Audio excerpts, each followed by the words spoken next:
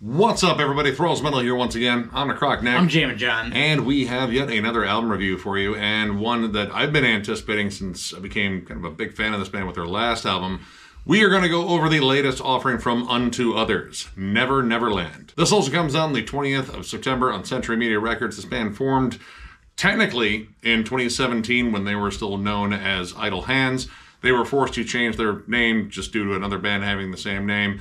So they became Unto Others in 2020. Either way, this is their third full-length overall. Again, I got into them with their last album, Strength.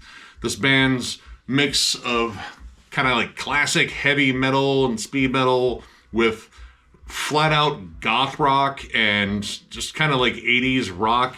It is instantly infectious. It's like Typo Negative colliding head-on with the Ramones and Flock of Seagulls and a litany of other bands that we're probably going to name drop in here because, Oh my god, the 80s memories came flooding. Yeah, I'd never heard these guys, but I know that they're going to be at MDF, at least at the pre-fest, and so I was kind of stoked to hear them. And of course, they've been in the news a bunch because they haven't had the greatest luck with tours. Wasp, I'm looking at you. So yeah, naturally I wanted to get into these guys because I'm about to see them, and I just wanted to know, and I thought that I was going to get into something completely different than what I got. And I know that sounds confusing, but we're going to get into that because this is not what I thought it was going to be at all. No, and to a degree, it is a bit of a surprise for me in some facets. This is still 100% Unto Others, but I feel like the Gothic energy has really taken over on this one in particular. Whereas Strength kind of balanced out all the chuggy riffs and like lead harmonies and like D beats and such, I feel like this one really just goes for the Gothic lush sound overall, like kind of across this entire album. And this band just knows how to do it to the point where like all the bands that it started reminding me of, it just came flooding in within... Honestly, the first track, Butterfly, one of the lead-off singles, just these gorgeous, beautiful, clean guitars. Clean guitars, honestly, dominate most of this listen. Like, yeah, you do get some big, heavy, chuggy riffs every now and then, even some thrashier moments in songs like Flatline and Mama Likes the Door Closed. That's a fun song title. What's Mama doing in that room? You already know what Mama's doing. Painting her toenails. Yeah, I got it right in the first track. Yep. But most of this is, like, clean, lush melodies. It's almost kind of like if you took like all the distortion off of like Iron Maiden's guitars and had them play clean, but also kept them in a less triumphant mood because this is very much goth rock rooted in like classic bands, Sisters of Mercy, Fields of the Nephilim, definitely The Cure. Like there's a lot of Cure vibes all over this, but this band just knows how to balance out the sound between like dreary and mopey and forlorn, like all the Gothic things to check off the list, but it's also bright and, you know, just like huge choruses on almost every single song in here. This album is like the equivalent of seeing a goth in the daylight, which is something you're not supposed to see, at least according to, like, you know, the rule books, I assume. Right, the vampires aren't supposed to go outside during the day, but they threw caution to the wind in this case and said, fuck it, we're going outside anyway. But it works somehow. We have to sing the songs of our people and let people know that we are gloriously depressed. We are fixated on all things morbid and morose, but we also know how to write killer hooks. Super catchy songs like When the Kids Get Caught, or Time Goes On, or probably the catchiest one on here, Cold World. I didn't expect to have this many sing-song moments. Yeah, honestly, it was weird enough that I drew like comparisons to like Men at Work and bands like that. It's catchy 80s rock. It's not specifically metal. In fact, Cold World is entirely clean guitars. There are really like not any like super heavy guitars. There's a bit of a transition in the leads where you get clean leads and then it gets like a little bit more metal-ish. But the whole vibe of the song, and to an extent most of the album, are like big 80s rock singles. The structure of these songs are generally very straightforward, you know, like building towards a hook, good vocal lines, and then of course a giant chorus which, you know, is infectious and gets stuck in your head. And that's like a good chunk of this. Like Time Goes On in particular, that song reminded me a lot of Big Country's song In a Big Country, which is honestly one of my favorite 80s songs ever. Angel of the Night is like this dreary goth rock, kind of rocker, but also kind of like Thompson Twins a little bit. These comparisons are crazy because at the same time I'm bringing up all of these like 80s new wave and goth rock bands. There's still some like big metal hooks on here. Like Mama Likes the Door Closed is thrashy. There's D beats. There are crazy transitions. The vocals are a little bit different on there where he alternates between, the kind of baritone, droning vocal style that he has, and then just like big oohs and ahs, and then some growls. There's even a section in there where there's like a funky bass line on the bridge, like they kind of just break it down to like, drum and bass, and I was like, dude, what's going on here? That whole song in a nutshell to me was like Metallica fronted by Billy Idol, but Red Hot Chili Peppers play the bridge. Yeah.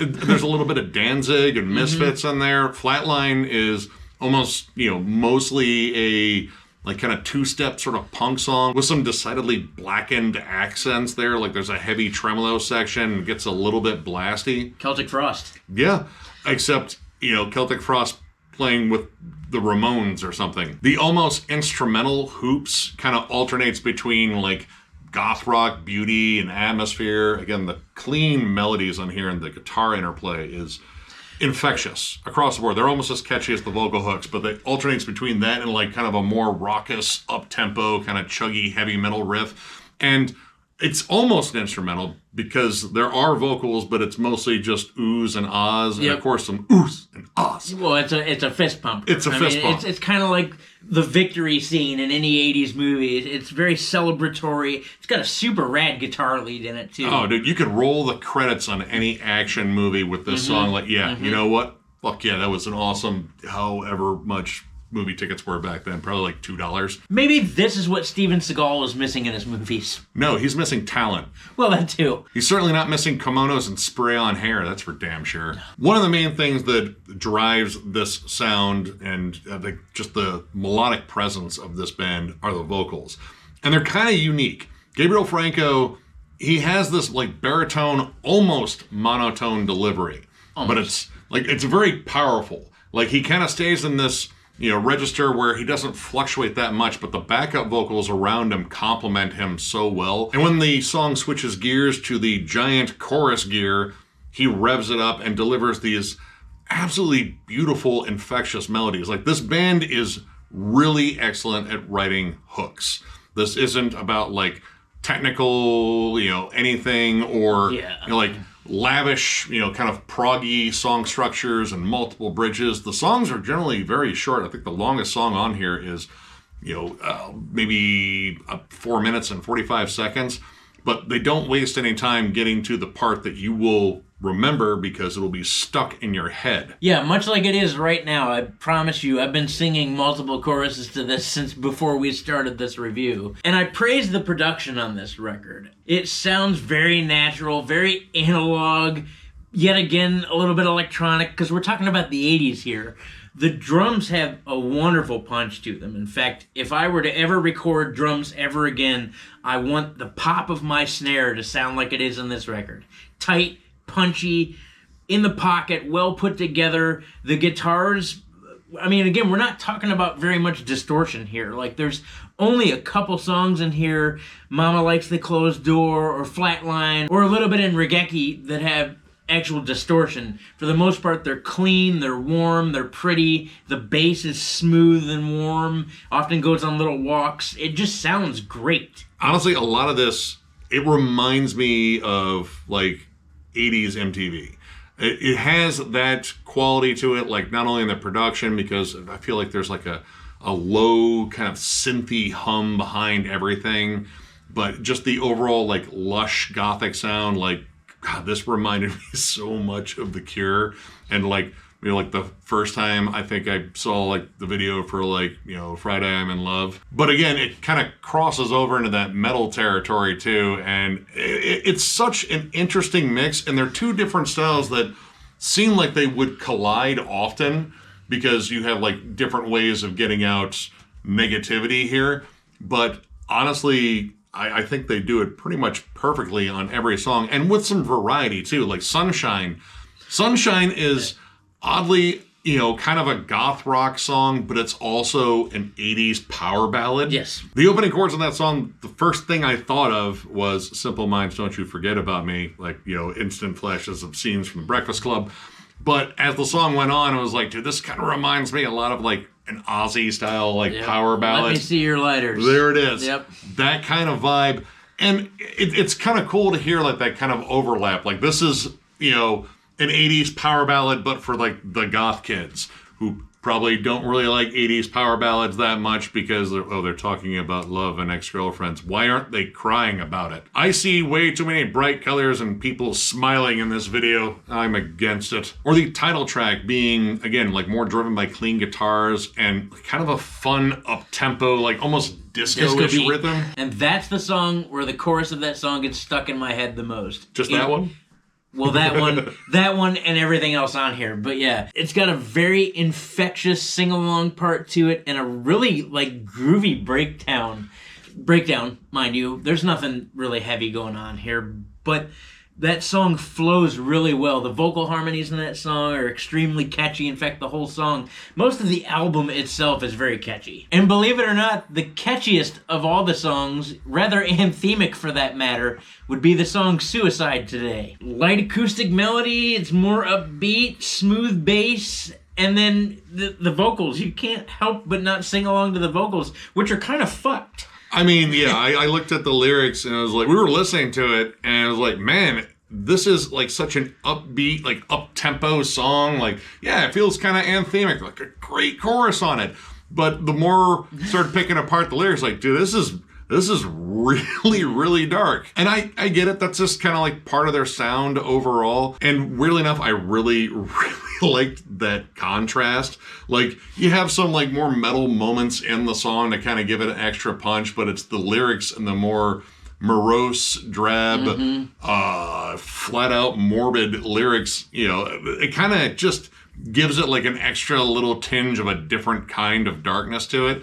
And I don't know, like I really just enjoy like the entire vibe of the band. Like if you're looking at a picture of them, which will be right up there, like, yeah, they kind of look like, again, like Typo Negative met up with the Ramones and they just stripped out all the green. I'm reasonably sure that every member of this band sleeps in a coffin and wear leather jackets year round. But the thing that I really love about this band is the only way I could think of describe it is a raging hard-on for the 80s. I don't even know how they have room for it because they wear like tight leather pants, I think. But they do it so damn well. Like, all these songs are infectious. They don't feel like they just thrive on nostalgia. They thrive on like actual solid hooks. I also think that if this band looked like Ghost, people would hate their guts. Yep.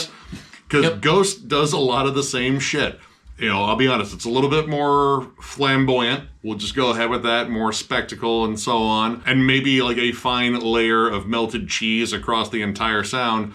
But it's very similar in terms of like, their love of the 80s.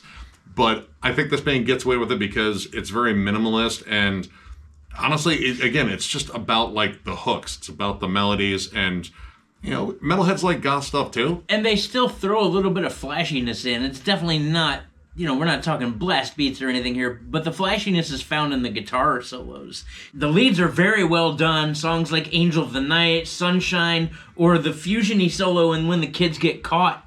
They're just very well done and very tasteful, and they oftentimes will throw harmonies with it, and it just shows a little bit more pizzazz that I don't think bands like this that we're referencing necessarily in the 80s would have had to begin with anyway. It's like they're throwing their own bit of flavor on top of an already really good meatloaf. That's like the subtle side of like the metal sound kind of working its way into the goth rock thing, because there's, some more intricacies to the songs, but I mean, a lot of it is about like the melodies, the hooks.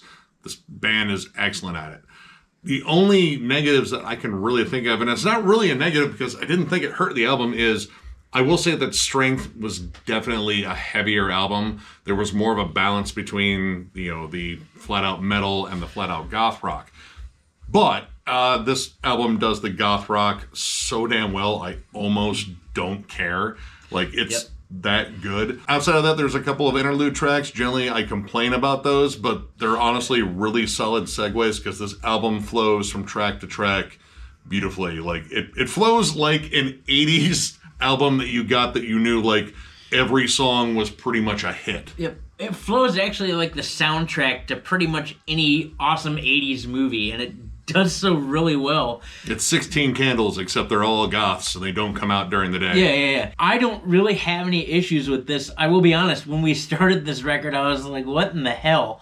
Especially because I know that they're on MDF, and so I was expecting something way different. And then I got this, and I was like, man, I'm taken back. I'm taken back to a majority of the movies I watched as a kid. So overall, I'm going to go ahead and give this 4 stars. And to be honest with you, it's a really, really solid 4. I had a great time. I was pretty much smiles this entire record. Again, the tracks that I really loved, Cold World is a banger of a track. We didn't even talk about the waltz track, Eye in the Light. There's anthemic moments, there's sing-along moments. I wanted to dance at times. I definitely wanted to sing along. I may sneak a leather jacket into the soundstage in Baltimore. It will be May, and it will be hot, and you're going to smell like feet and balls. Well, maybe a bandana and a Back to the Future t-shirt. I don't know. I'm not really decided yet, but I'm really stoked to see these guys live. Those of you old enough to remember the 80s and how neat they were or how not neat they were, those of you old enough to remember will definitely be nostalgic throughout this listen. And there are definite moments where you will pump your fist and want to sing along and maybe do a little dance. Yeah, if you're a fan of bands like The Cars, Duran Duran, Depeche Mode, Typo Negative, a little bit of Baroness, you'll hear it in the vocal harmonies. Probably a bunch of other bands. I'm not going to take them all. I'm going to let Nick name off some. But yeah, if you're a fan of all that and you like 80s goth rock, you're probably going to like this. I'd recommend checking it out. I am also at a 4 as well. I had a feeling I was going to like this just because I liked the last one, but I like this one for almost completely different reasons, because this is more about, clean melodies, lush atmosphere, but it also has that dark gothic tinge.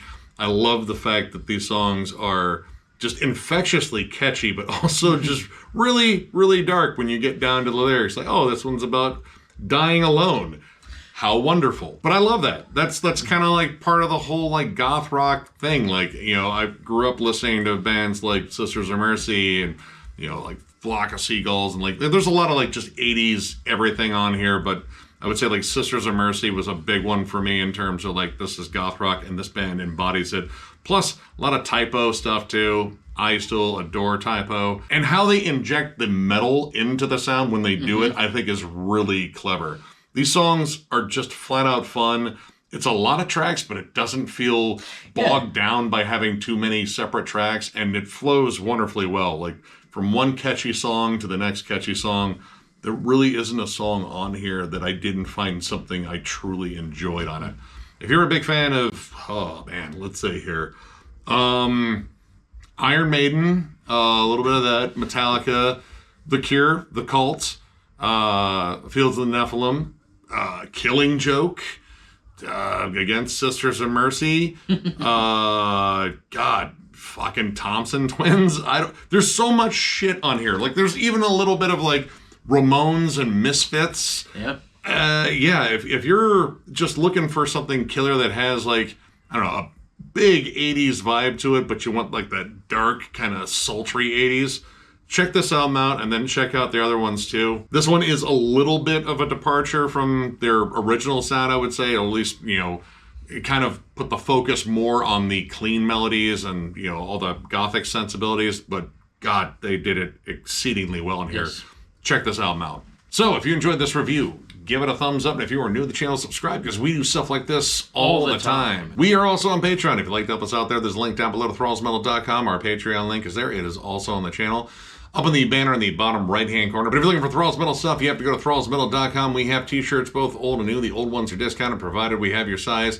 And we even have hats. So if you're looking for any of that stuff, click the link down below. Tons of stuff going on at Thralls of Metal: album reviews, discography rankings, Nick's never-ending collection updates, discussion forums, multiple segments, states of metal, is it not metal, just metal, all the time. We do that for you guys. We appreciate everyone that supports us and comments and has subscribed, and our friends and our family and everybody that likes metal. You're all here and you're all together, and we like that. Thank you. Yeah, you guys absolutely rule, and again, tons of stuff coming your way. More collection updates for sure. I am eventually going to get back to like States Metal and other stuff, but I really want to get caught up here because there's a lot of new releases that I've missed. But regardless, you guys deserve another big thank you for everything you guys do for us. It's amazing, and we will catch you later.